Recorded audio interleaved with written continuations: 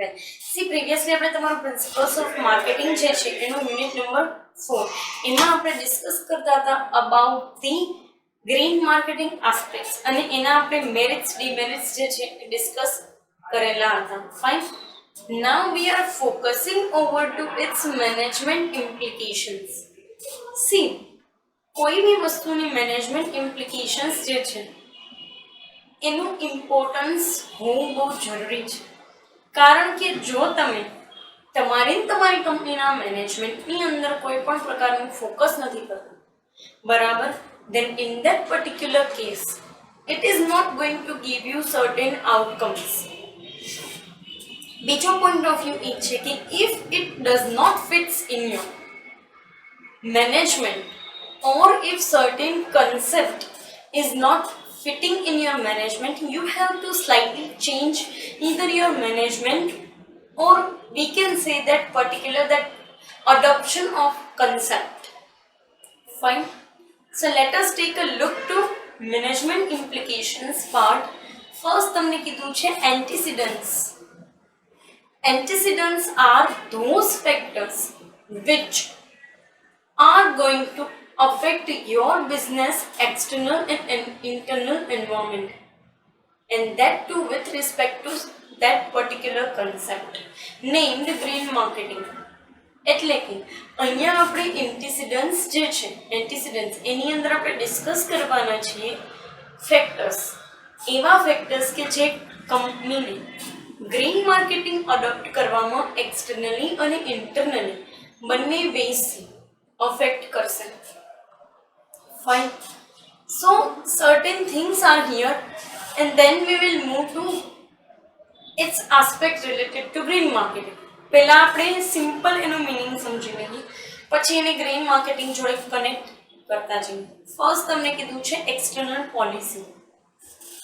કોઈ પણ કન્ટ્રીની અમુક પોલિસીઝ હોય, રૂલ્સ રેગ્યુલેશન્સ, અમુક લોઝ, અમુક સ્ટાન્ડર્ડ્સ, આ બધું મેન્ટેન કરવું પડે અને આ કંપનીને અફેક્ટ કરતી એક્સટર્નલ પોલિસીનો ભાગ છે.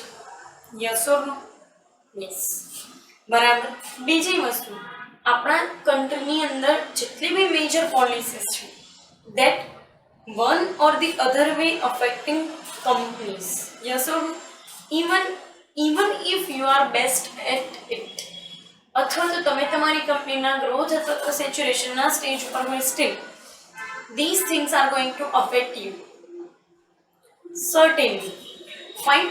So એ પોઈન્ટ ઓફ વ્યૂથી જો જોવા જઈએ તો ગ્રીન માર્કેટિંગ કરવા માટે અને બીજી વસ્તુ કે ગ્રીન પ્રોડક્ટ જે છે એના મેન્યુફેક્ચરિંગ માટે કન્ટ્રીએ ઘણી બધી પોલિસીસ બહાર પાડેલી છે, ઘણા બધા રૂલ્સ રેગ્યુલેશન્સ છે કે જેમાં તમે એઝ અ કંપની કેવી રીતે ગ્રીન પ્રોડક્ટ બનાવી શકો અને ગ્રીન પ્રોડક્ટ બનાવવા માટે બી તમારે કયા કયા રૂલ્સ રેગ્યુલેશન્સ ફોલો કરવા પડશે. બરાબર. તમારી પ્રોડક્ટ ગ્રીન પ્રોડક્ટ નથી, કોઈ કન્વેન્શનલ પ્રોડક્ટ છે, સ્ટીલ તમારા માટે રૂલ્સ રેગ્યુલેશન્સ છે that you can't pollute air, you can't pollute water, you can't pollute land. Fine. અને જો તમારા દ્વારા એવું કરવામાં આવે છે તો સરકાર તમારા ઉપર એક્શન્સ લે છે. ફાઇન. સેકન્ડ તમને કીધું છે એક્સટર્નલ ઇકોનોમી. એક્સટર્નલ ઇકોનોમી એટલે એવી વસ્તુ કે જે કોઈ એક દેશની ઇકોનોમી છે જેમાં GDP, national income, unemployment, employment કે પોવર્ટી કે સેવિંગ્સના લેવલ, આ બધું અફેક્ટ કરે છે.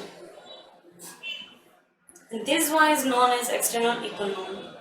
હવે એક્સટર્નલ ઇકોનોમીની જો વાત કરીએ અને ગ્રીન માર્કેટિંગની વાત કરીએ તો આપણો દેશ જે છે એ પોપ્યુલેશન એક્સપ્લોઝિવ કન્ટ્રી છે, વસ્તી વધારો ધરાવતો દેશ. અને વસ્તી વધારો ધરાવતો દેશ જે છે એની પાસેથી તમે એવું તો કઈ રીતે એક્સપેક્ટ કરી શકો કે એ કન્ટ્રીના યુઝર્સ માઇલ્ડ યુઝર્સ હોય કે પછી ગ્રીન પ્રોડક્ટને પ્રેફરન્સ આપતા યુઝર્સ હોય. કારણ કે અહીંયા સામે અનએમ્પ્લોયમેન્ટનું લેવલ એટલું છે ને પોવર્ટીનું લેવલ પણ એટલું છે. And these things are going to affect your green marketing representation or green marketing promotion. Fine. આગળ તમને કીધું છે ઇન્ટરનલ પોલિસી. ઇન્ટરનલ પોલિસી એટલે તમે જાણો જ છો કોને કયું વર્ક અસાઇન કરવું. Basically it is concern with organising of your internal concern or your internal management. કોને કયું વર્ક અસાઇન કરવું, કોણ ક્યારે સબમિટ કરશે, કોણ કેટલું કામ કરશે, કોણ કયા વેની અંદર કામ કરશે, કોણ કયા રિસોર્સિસનો યુઝ કરશે. This is internal policy. હવે તમે જો ગ્રીન માર્કેટિંગ માટે જવા માંગો છો તો એને સક્સેસફુલ બનાવવા માટે તમારી ઇન્ટરનલ પોલિસી સ્ટ્રોંગ હોવી જોઈએ. It means it should be in a way that creates management efficacy or management efficiency. Fine. Then and then only it will be fruitful for you. Fine. આગળ તમને કીધું છે internal economy. Internal economy એટલે એવી વસ્તુ છે કે જે બેઝિકલી તમારી કંપની અંદર તમારા એમ્પ્લોઈઝ જે છે એ કેવી રીતે વર્ક કરતા હશે. ફાઇન. અને બીજું કે તમે રિસોર્સિસ છે એને કેવી રીતે અને કયા વેની અંદર અરેન્જ કરો છો કે એ તમને ઓપ્ટિમમ આઉટકમ આપી શકે, ઓપ્ટિમમ આઉટપુટ આપી શકે. It will be your internal economy, which is basically concerned with your returns, with your profit aspects. Fine.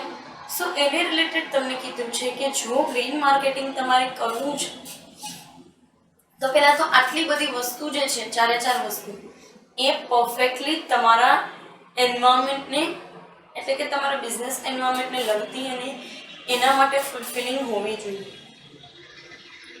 Fine. આગળ તમને કીધું છે મીડિયેટર. મીડિયેટર એટલે કે ફોર્મ જે છે એની બિલીફ કેવી છે, એની વેલ્યુઝ કેવી છે, બરાબર, અને એનું ગ્રીન માર્કેટિંગ ટુવર્ડ્સ એફર્ટ્સ કેવા છે. કારણ કે તમે ગ્રીન માર્કેટિંગ જો કોઈ ડિસિઝિવ પર્પઝથી કરવા માંગો છો then you are not the one.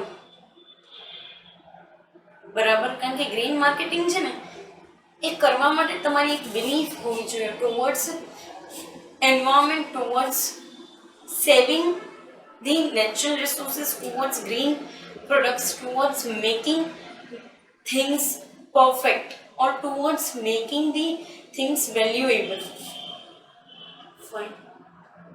અને આ જેટલી બી વસ્તુ કરવા માટે આપણે આ એન્ટીસિડન્ટ્સ જે છે એની અંદર એફર્ટ્સ મૂકીએ છીએ that is known as mediator. બરાબર. એટલે કે ગ્રીન માર્કેટિંગ અને એન્વાયરમેન્ટલ આસ્પેક્ટ્સ છે એને ફ્રૂટફુલ બનાવવા માટે આપણે જેટલા બી એન્ટીસિડન્ટ્સ જે છે એને સ્ટ્રોંગ બનાવીએ છીએ કે એનામાં એફર્ટ મૂકીએ છીએ that is known as mediator. આગળ આવે છે સ્ટ્રેટેજી. હવે હું તમને એક વસ્તુ કહું કે ગ્રીન માર્કેટિંગનું મોડેલ જે છે એ તમે ઓલરેડી તમારી કંપનીની અંદર દાખલ કરેલું હશે. જે તમે તમારી કંપનીની શરૂઆત કરેલી હોય ત્યારે ખરેખર તમે ગ્રીન માર્કેટિંગ માટે વિચારતા પણ હવે વિચારો છો. સો નાઉ onwards you particularly have to strategize it and how it can be possible. તો કે તમારું કન્વેન્શનલ એડજસ્ટમેન્ટ જે છે કંપનીનું, બરાબર, કન્વેન્શનલ માર્કેટિંગ મિક્સ છે એની અંદર તમે ગ્રીન માર્કેટિંગ મિક્સને ઇન્વોલ્વ કરો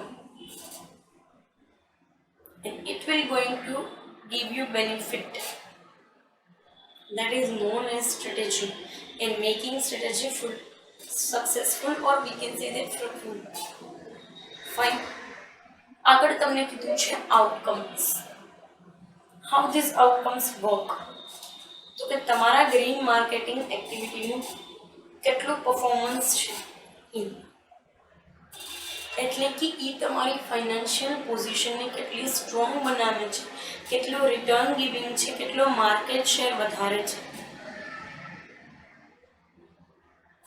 તો તમારી કંપનીનું ગ્રીન માર્કેટિંગનું આઉટકમ સ્ટ્રોંગ છે કે નહીં એ સાબિત થશે. ફાઇન. સો યસ, એ એક પર્સપેક્ટિવ તમને આપેલું છે. બરાબર. લાસ્ટમાં તમને કીધું છે મોડરેટર્સ. આ મોડરેટર્સ છે ને એ સૌથી વધારે અફેક્ટ કરશે આ બધા ઇમ્પ્લિકેશન્સમાં. એ છે ઓર્ગેનાઇઝેશનનું સ્ટ્રક્ચર, એની સાઇઝ, એનું મેનેજમેન્ટ, બરાબર માર્કેટની અંદર પ્રોડક્ટની ડિમાન્ડ કેવી છે, ડિમાન્ડની અંદર ગ્રોથ કેવો છે, કંપનીનો ગ્રોથ કેવો છે, માર્કેટની અંદર કંપનીનું શું અસ્તિત્વ છે એટલે કે existence of company, how company is actually working for certain aspects, બરાબર કંપનીનું મેનેજમેન્ટ કેવું છે, કેટલું સ્ટ્રોંગ મેનેજમેન્ટ છે, કેટલી સ્ટ્રોંગ કંપનીની ડિસિઝન મેકિંગ છે, કેટલા કી મેનેજમેન્ટ પીપલ જે છે એ સારી રીતે પરફોર્મ કરી રહ્યા છે. These are the moderators that actually going to affect company. અને આ બધા ફેક્ટર્સ છે ને મોડરેટર્સ જે છે એ સ્ટ્રેટેજી બેઝ છે. તમે સ્ટ્રેટેજીસ ઇમ્પ્લિમેન્ટ કરી અને એને ચેન્જ કરી શકશો, એને બહુ ફ્રૂટફુલી એને ચેન્જ કરી શકશો. Fine. So this is the thing. આગળ તમને 3 ફેક્ટર્સ આપેલા છે કે માર્કેટરે 3 ટાસ્ક તો ઇમ્પ્લિમેન્ટ કરવાના જ છે જે માર્કેટર માટે અને કન્ઝ્યુમર્સ બંને માટે વિન વિન સિચ્યુએશન ક્રિએટ કરશે. ફાઇન. પહેલું તમને કીધું છે explore demand of green product in the market. Yes, તમારે તમારી પ્રોડક્ટ જે છે ને એની ડિમાન્ડ ફાઇન્ડ આઉટ કરવી બહુ જરૂરી છે. It will going to give you certain benefits or it will going to give you certain fruitfulness.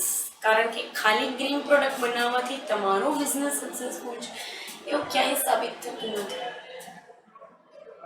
Fine. સો એક આસ્પેક્ટ આપેલો છે.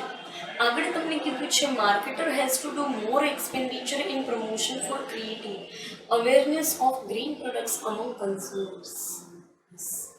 માર્કેટરે જે છે એ પ્રમોટ કરવા માટે બરાબર જાજી અવેરનેસ ક્રિએટ કરવી પડશે.